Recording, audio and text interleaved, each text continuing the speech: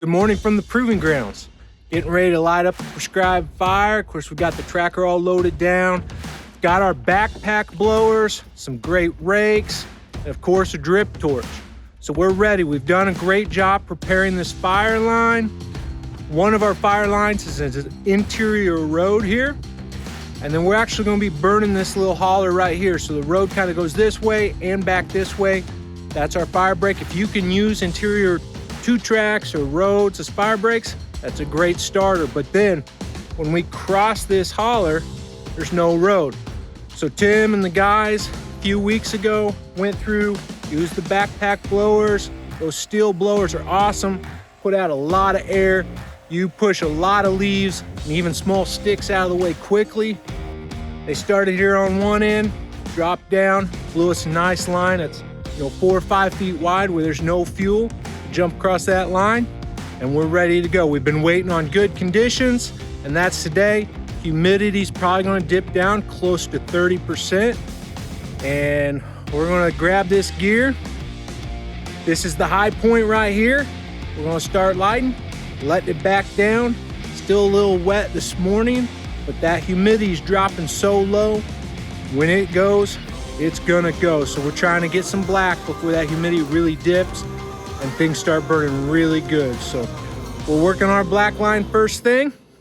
Let's go drop a match. Just lit the fire. Of course, we always just start off on just a little small, little campfire size. See what it's gonna do. See how the fuel's gonna burn, what the wind's doing. Just get a real good idea. You don't wanna just light and then start taking off. Wind switches, gets swirly, fuel's not lighting, and you go, quarter mile down, just throwing fuel on the ground and nothing's burning. So this looks to be burning well. We're just gonna start easing through here. We're gonna let it back down this slope. So just gonna go, another 10, 15 yards through here, see what's doing, watch that fire behavior, and just let it back down into our burn unit. This is a great example. Look, the smoke was pushing from the south, coming up this draw and pushing this way when we first lit. And now it's drawing back almost like from the northwest going down. And here we got another little wind shift. Now it's kind of start coming like this. You see that swirling? Of course, it's going to follow fuel. So that's going to have a little something to do with it. Now it's going straight up. So what's happening here is we're on the point of this ridge. And here it is really swirling right here. Right on the point of this draw. And we've got the sun coming up. So we've got areas that have been warming up for quite a while.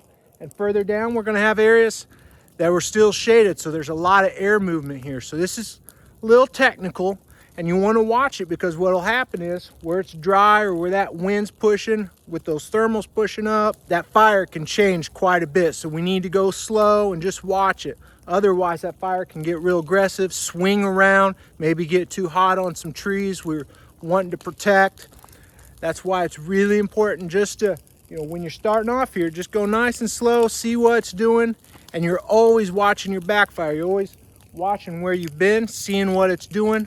That way it doesn't want to whip back around and maybe surprise your tail. So this is a cedar slash pile. Some hardwoods in here, because what we did was we felled the cedar, slashed it up, and we also went through and we hit some of those hardwood saplings, treated the stumps with herbicide, but cut them up so they would dry. So those little sections of the stem have dried for quite a bit, getting really good consumption. We're still here early in the morning. It's burning really good. That humidity's dropping. This fire is going to burn really nice. We should have really good consumption in this unit and meet our goals. So we're going to keep on. Grant's going to be joining Tim and I here in a little bit. So you may see him hop on here and explain what he's seeing. We'll probably be bouncing back and forth, sharing updates as this fire progresses. A lot of people have misconceptions about prescribed fire, like they're gonna clean this like a pool table. If you were that hot, you would kill all the trees you want to survive and produce acorns, or whatever your mission is in the future. You see this big log pile up here. It's gonna melt down a little bit more, but it's not gonna all be consumed, because if the fire was that hot, there'd be so much heat we would scar or kill residual trees. And if it's that hot, it's gonna throw ambers farther, and there's more likely to be a jump. So We've cut the cedars and small hardwoods here, about everything 4 inches or under. And my goal is just to reduce fuel, get the brown off the ground so green can grow, make much better habitat. And then in successive fires, more and more of those bigger chunks will be consumed. So an important part of this fire is protecting the trees that we've left standing. You can see there's a bunch of hardwoods through here. Some of these hardwoods have a real thin bark, some have thicker, a little more fire resistant, but we want to protect those trees. We get too hot, we can damage the cambium layer, make those trees weak, maybe even kill them. Even this time of year, if it gets too hot, that cambium layer is damaged, that tree's just not going to be able to pull nutrients up from the roots come spring green up. So we could actually top kill those trees. Now, they may stump sprout or come up through those roots and have a bunch of saplings, you know, for this one tree. We don't want that. We want really good habitat. We want those native grasses and forbs underneath with some oaks in between. It's beautiful to look at. Of course, this is on an interior road and it's very productive. We get acorns in there as well. So this is a really technical piece right here. You can see this is the high point and it starts dropping down right here. Now, if I just took off and started lighting down this ridge, what could happen is that fire could start right here. Even though it's backing down in the unit, we may get a little wind shift or it's going to follow that fuel and that fire can whip around and it starts climbing. We start getting that head fire. It starts rolling up through here and pretty soon it doesn't take much before we've got a head fire ripping all the way up through here, damaging these trees, throwing a lot of sparks, getting really intense. That could jump our fire lines. So rather than just lighting here on the high spot and just taking off, we're letting it back down. Of course, corners are really easy for fire to jump, whether that's on your fire break or where you're lighting. Anytime there's a corner, there's a real small area there where that wind can shift and it's easy for that fire to jump. So we're right on the corner. And what we want that to do is we just want it to back down kind of at its own pace. That way we never get a little surprise of that thing whipping up through here. Keep this really low intensity as much as it can for the amount of fuel load we have and reduce those head fires whipping around on our tail. This is a post oak tree and you can tell looking at it how thick the bark is. It's getting kind of hot around the base there. This post oak's probably gonna be fine, but if that's a white oak, that'd be tremendous damage to the tree, reduce acorn production, reduce future wood quality, marketability of the tree. And I just share that. You just don't see someone doing a prescribed fire online and go out there and drop a match at your property. You need to think about the conditions, what species you're burning around. Pines, of course, are very fire resistant. Post oaks are really fire resistant on the hardwood side. Know what you're doing and have a plan before you drop a match. You notice this fire is backing. The wind is pushing the flame and the smoke this way. It's backing downhill and into the wind. That's a classic backing fire. I'm still just a hair bit, or at least I'm watching, looking over here. Watching the fire doesn't do anything. I want all that to burn. I'm looking over here to make sure I don't see an amber catch some leaves on fire across the fire break. We're using this Rosa fire break. Too many people, and it's an attraction, focus on the fire. They stare at the fire.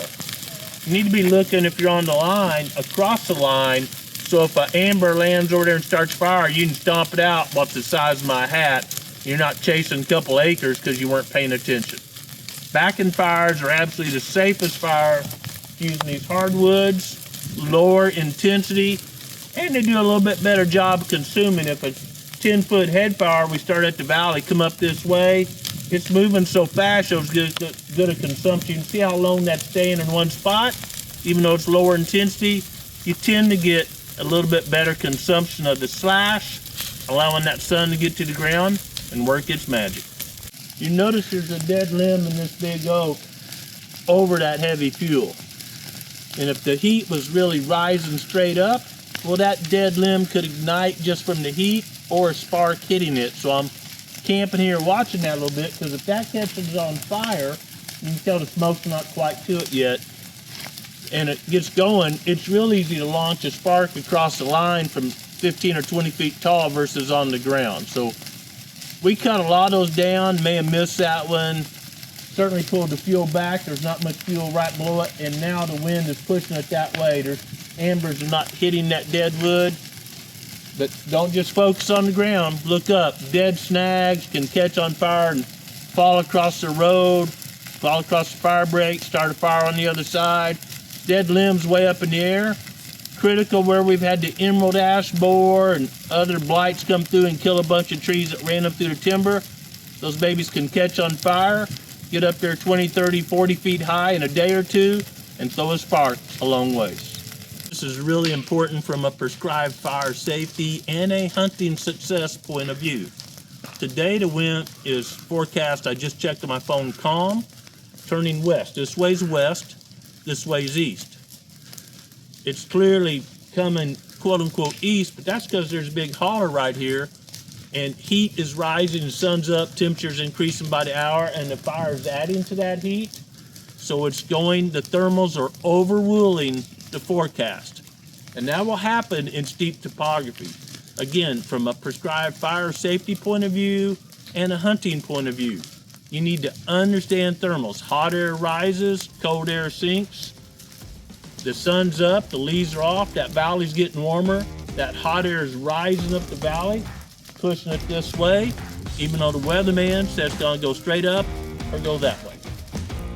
We're about an hour in, and you maybe think we're moving pretty slow, because I mean, we started right there and the fire's, I don't know, 40, 50 yards down here, but we're making great progress and the fire's doing exactly what we wanted to do. You can see those big flames backing down the slope into the fuel, and they're pushing up into black. So there's no fuel up there, and the more we come down, the wider that triangle is, and the more I can start coming back this way, and Grant's over on the other way, lighting, and we're pretty much keeping even.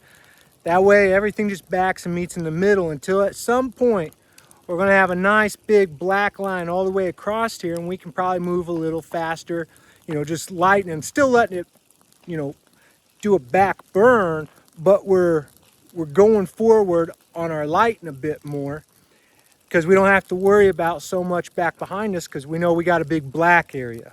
We're not letting the fire get more aggressive, we're just being more aggressive on how fast we're lighting. So, you know, hour in, it's burning good, that humidity keeps dropping, and as it's doing so, these flames keep getting bigger because that fuel's drying out.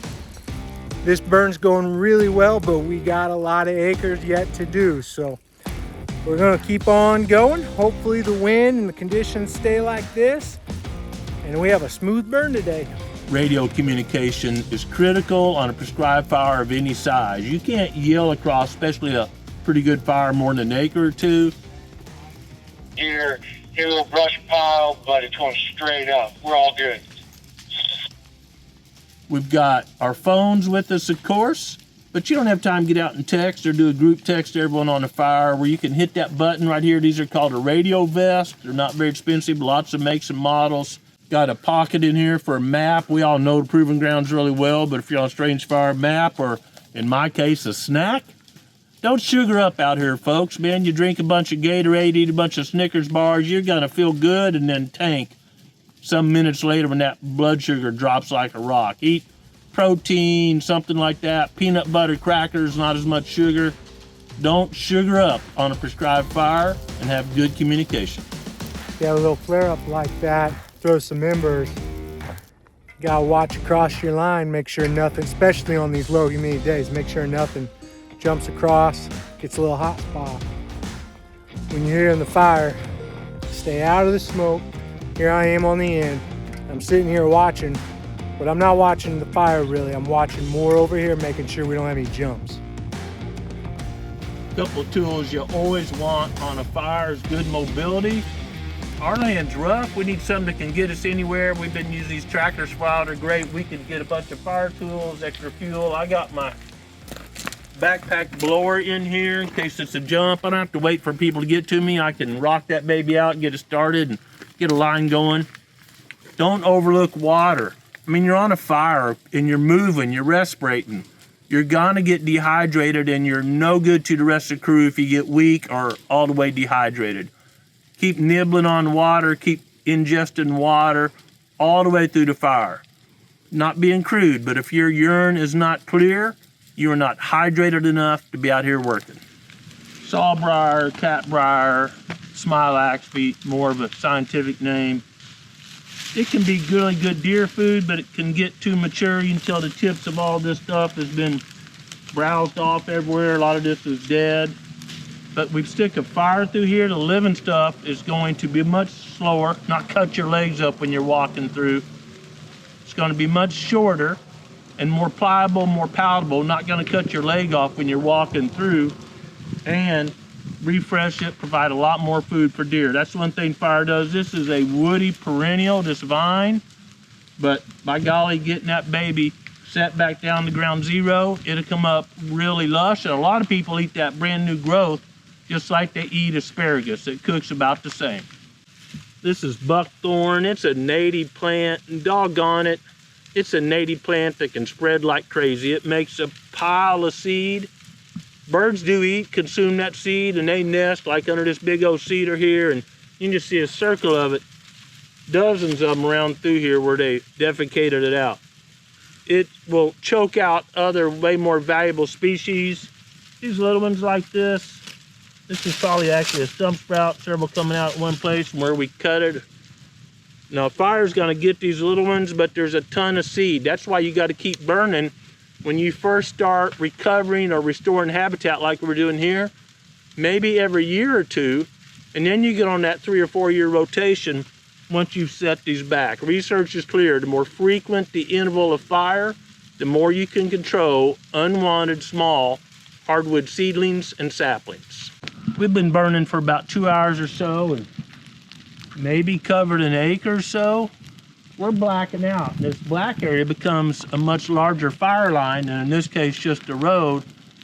And as we've talked earlier, we don't want this baby ripping uphill, killing the trees. We've created a hardwood savanna here.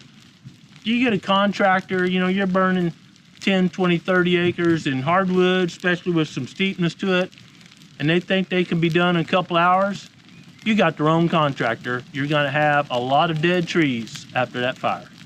We got fire over there and fire here, but my fire here didn't catch. You can tell I lit right here, but it didn't make it over the little red, so I need to light this so this fire doesn't get down here and send a big head fire up to here, which would be head fire going this way, hot, high, much more likely to jump the fire break. Pretty simple. You gotta keep watching all the time for these things. You can't just sit here and play on your phone. So I get my torch lit. I'm just dropping a little fuel at the top of it here.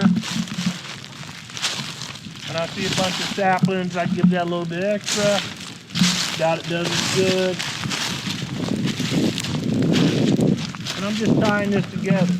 So now, that's not gonna get way down there and rush up here. Thinking is the very best fire protection. You may have seen me extinguishing my torch a lot. I hold it up above my head and blow it so flame doesn't get hot and get in my face, or grab it with my glove if it's small. That's because if I set this down, you'll notice this moisture on the top of here. When it gets hot and that humidity gets lower, it wants to come out, it builds up pressure.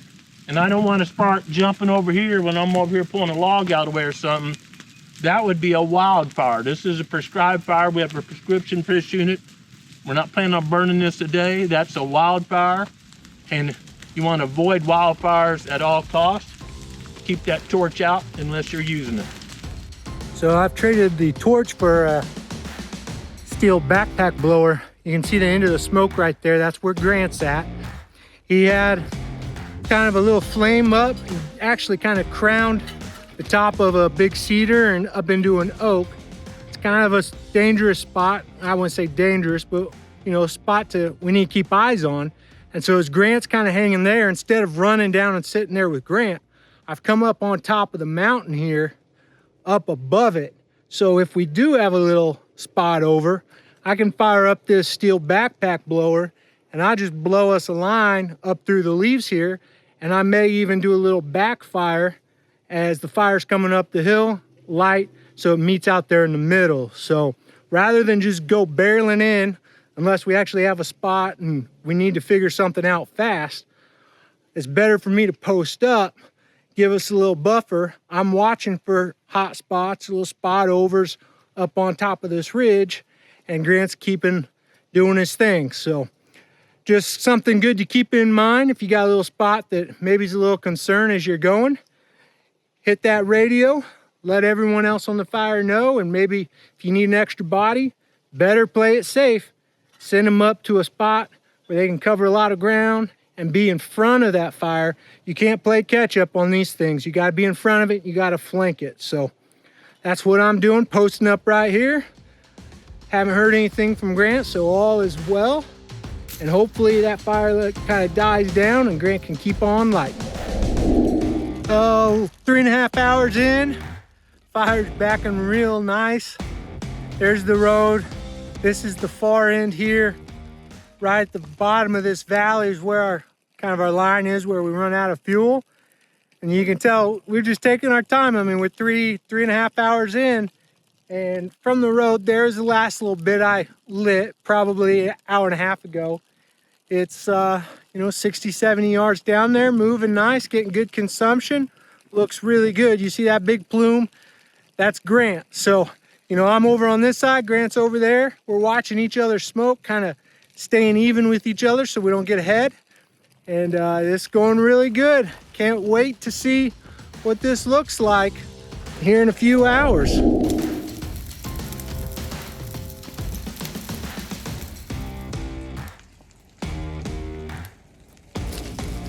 Well, it's about 5 o'clock and we are on the southern end of the line. My fire's right here. I've gone down that whole eastern edge. And then you can see Grant's fire right over here, and we got this steep valley in between us. And what's happening right now is we were kind of hustling, trying to time it just right, where thermals were still kind of pushing uphill, but now we're starting to get that thermal shift where we got some air moving up, some air moving down. You can see that fire's kind of pushing down a little bit, big piles. And down in this valley where you don't want to hunt, right? Because thermals are swirling, we're gonna have a lot of fire competing for oxygen, and it could get real swirly down here in the middle. So Grant and I are just going nice and slow. He's letting his fire back down. I'm gonna let my fire back down. We got a little 2-track right here where they were pulling out cedar logs. I'm just gonna let my fire hit that, hopefully go out, and then let Grant come up across that valley and finish it off. So we still got a lot of work left to do, but now it's a thermal game and we got to be patient and play it right. This is pretty technical down through here, but we're getting a really good fire, really good consumption all through. It's been a great day, and we'll keep you posted. And once we're black and everything's done, we'll give you an update. It's 5:30 in the afternoon. We're tying it up, kind of pushing the tightest line together, because we got 60 acres of unburnt fuel on this side. So you can tell we've been easing this down, burning this unit. I'm 40 yards from the creek, Daniel's 40 yards from the creek, and we want that just easing that way. So far, super good fire. No jumps, minimal damage to trees we want to save. When you're burning this kind of fuel, you're gonna have some damage somewhere, but best I can tell, pretty good shape. Fire's gonna go wild, but just want to give you an update. When we tie it together and get it 30, 40 yards in there, I'll feel a lot better.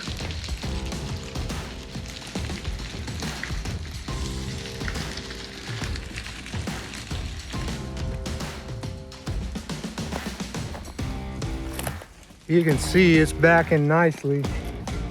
This is our end down here. All the way up and around. You see fire all the way down through there. They come up over this slope. Fire backing down all the way. Should meet in the middle, just about right. Fire's looking really good. Growing Deer is brought to you by Bass Pro Shops and Cabela's. Also by Green Cover Food Plots, Winchester, PH Outdoors, Black Widow Bows, Moultrie, Steel, Fleet Outdoor Apparel, Morel Targets, Fourth Arrow, Soil Pro Outdoors, Scorpion Venom Archery, Case IH Tractors, Burris Optics, and Redneck Hunting Blinds. It's about 9:30. We burn somewhere around 20 acres a day. On a 20-acre fire, you're not gonna get everything out. So we've been spending quite a while just going around the outside edge, you know, pitching burners in 10, 20, 30 yards and stomping out and cutting these snags down that are on fire. And then we're gonna meet real early in the morning and mop up. Seemed to be a really good fire. We're no more than daylight tomorrow. This was a backing fire from two sides. It's kind of a U-shaped holler, and just when you go do a backing fire all day long, it can take hours just to go a couple hundred yards. So that was our mission. We didn't want a head fire because we would have killed a ton of trees if we had. I hope y'all found something useful out of this video. Give us a note, give us a like, or tell us some comments if you like these basically real time or while we're filming, while we're burning. That helps you. And more important than burning, of course, is that relationship with Christ our Savior. You don't get that by just saying something silly like the man above or something. You get that by having an intentional relationship that comes with prayer and reading the Bible. Thanks for watching Growing Deer. It's the morning after the fire, and there was a big cedar slash pile here, so you see all the ash, but overall, it looks great. It's hard to burn that much fuel where we've cut all the cedars and low quality hardwoods in a hardwood stand. And this works because these were primarily post oaks. Again, one of the most fire resistant oak trees out there. So certainly the most fire resistant here in this part of the Midwest. So mopping up early so I can see if there's any flame out there. There's a few hot spots we got to put out, but overall, great fire.